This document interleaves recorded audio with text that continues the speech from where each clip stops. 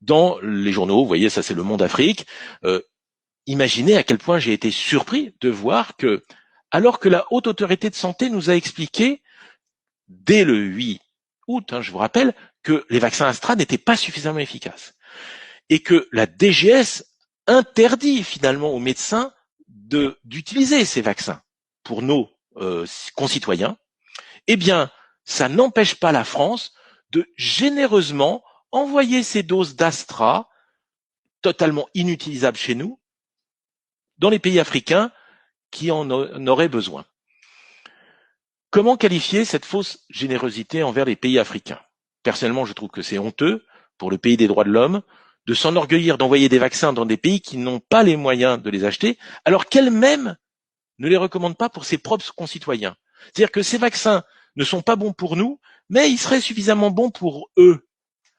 N'y aurait-il pas là un relent un peu nauséabond de colonialisme méprisant, de suffisance des pays industrialisés envers des pays dits en voie de développement, qui pourtant ont beaucoup mieux géré la crise sanitaire que nous jusqu'à présent. Si vous regardez les chiffres de mortalité, ils n'ont pas de vaccin, mais ils se sont plutôt beaucoup mieux débrouillés que nous, grâce, vous le savez, pour certains à l'ivermectine, pour d'autres à l'armoise, Artemisia annua. Cet article, j'ai écrit un article sur le sujet qui a été repris dans un journal internet spécialisé dans l'Afrique, pour lequel je mets l'adresse.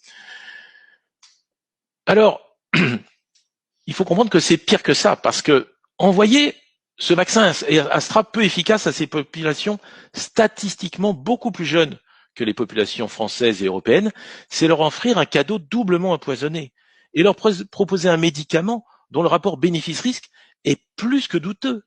Je rappelle que le vaccin Astra est contre-indiqué chez nous avant 55 ans à cause de sa mauvaise tolérance. Et on l'envoie dans des pays où la moyenne d'âge doit être de 40 ans.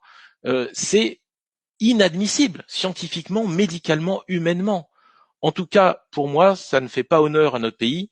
Il est bien loin le temps des Lumières où la France rayonnait par son exemple et son humanisme. Je